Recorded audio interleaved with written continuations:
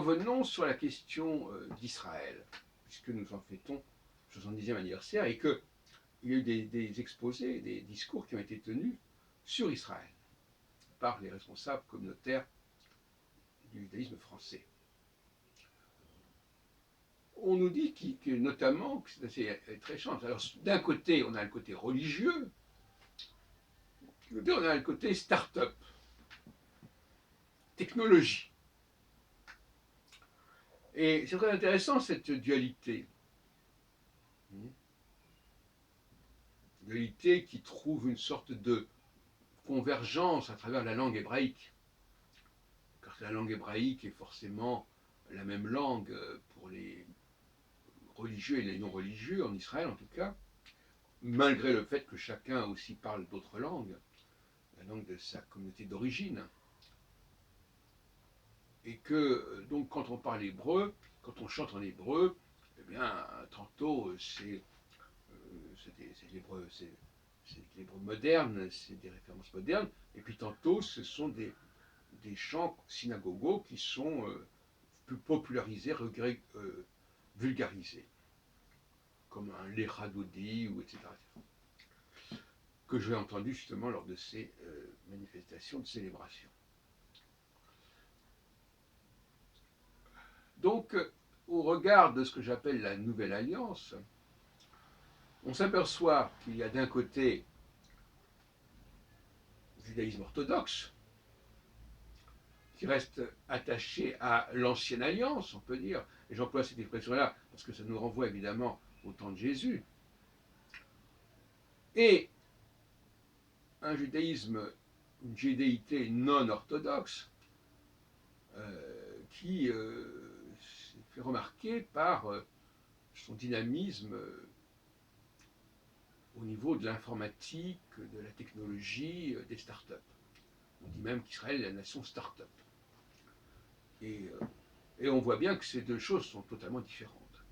Mais ça correspond plus, cette start-upisation, à ce qu'on appelle la Nouvelle Alliance. C'est-à-dire des juifs qui sont juifs par leur capacité intellectuelle et pas par leur fidélité à un dieu, à une religion, etc. C'est l'opposition entre une population qui est dans le domaine du judaïsme et l'autre qui est dans le domaine de la judéité. Moi-même, j'ai fondé en 78 le CERIJ, et qui a été ensuite intégré au sein de ce qu'on appelle le mouvement laïque à la fin des années 80, début des années 90. Et là, j'ai bien connu le judaïsme laïque autour du cercle Bernard Lazare, autour de la liberté du judaïsme, autour du CERIJ, le cercle d'études et de recherche d'identité juive, autour de la JHL, l'association pour un judaïsme humaniste et laïque, etc., etc. Il y avait une commission qui rassemblait toutes ces associations. Et moi, j'étais responsable dans plusieurs associations et dans plusieurs structures. Alors, voilà, le judaïsme laïque, jusqu'à présent, il ne s'était pas très très bien défini, disons.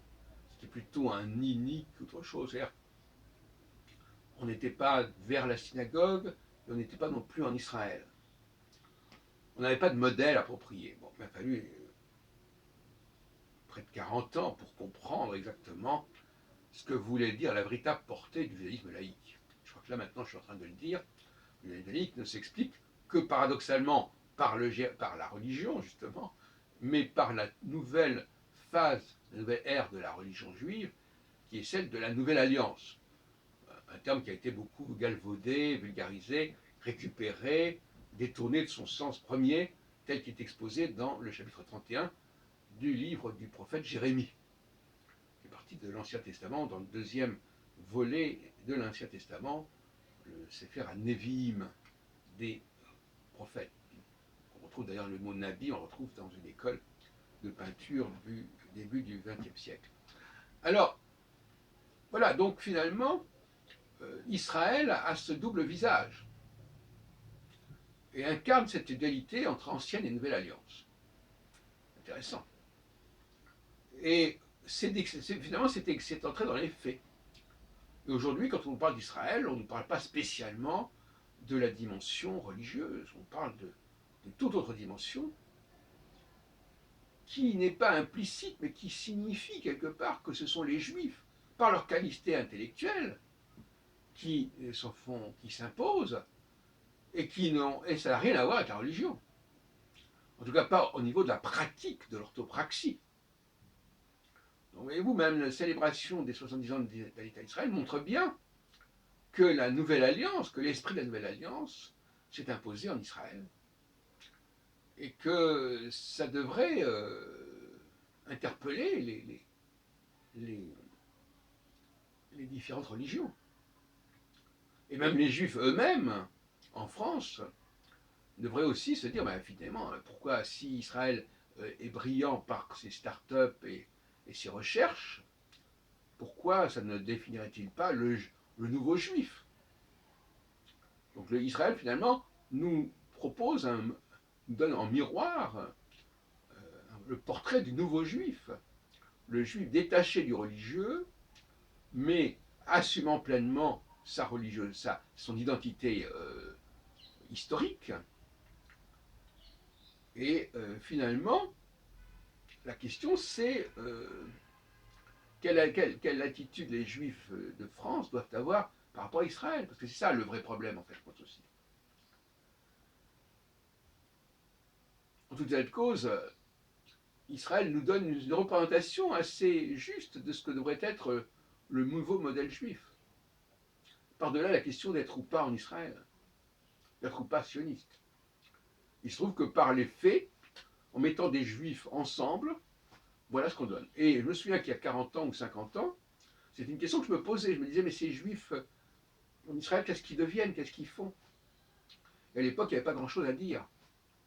Et finalement, mes prophéties, mes attentes se sont réalisées. Effectivement, on a vu que le fait de mettre des juifs ensemble, ça donne quelque chose. Et pas seulement, et pas particulièrement sur le plan religieux. Ça montre bien qu'il y a une qualité personnelle, une qualité individuelle du juif qui est déterminante. Et bien ça vaut aussi pour la France. Et c'est pour cela que les juifs de France ne sont pas non plus définis par leur religion, mais définis par leur intégration remarquable en France. Et eux, ils ne sont pas des étrangers en France. Ils ont parfaitement intégré les valeurs de la société française, de la science française, de la culture française. À la différence, d'ailleurs, faut-il le dire, des communautés maghrébines et arabes, musulmanes, qui, elles, ne sont pas représentatives de la France. Autrement dit, un juif, par-delà le côté anecdotique, je dirais presque, de sa pratique religieuse, est un citoyen français à part entière. Et pas seulement parce qu'il a une carte d'identité française, mais parce qu'il maîtrise aussi bien les critères, les repères, les valeurs françaises que le non-juif français.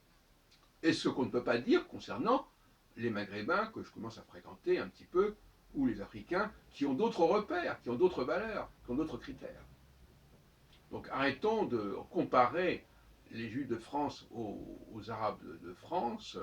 C'est totalement différent, ce ne sont pas du tout les mêmes enjeux. Les Juifs de France ont un potentiel intellectuel que n'ont pas les Maghrébins de France.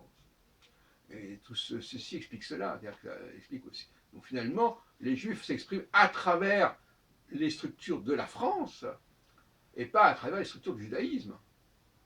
Et donc il n'y a pas de ghetto juif français, alors qu'il y a un ghetto musulman de fait, pas forcément parce que géographiquement, etc., mais ces gens-là ont une méconnaissance, une ignorance des valeurs françaises, de la culture française, qui est assez emblématique. Même quand ils arrivent, effectivement, à jouer un certain rôle au niveau des responsabilités, etc. Mais globalement, leur capacité à incarner la francité, la culture française, est quand même beaucoup plus faible chez les musulmans que chez les juifs. Et donc, on n'a pas du tout envie qu'on mette dans le même sac les juifs de France et les musulmans de France.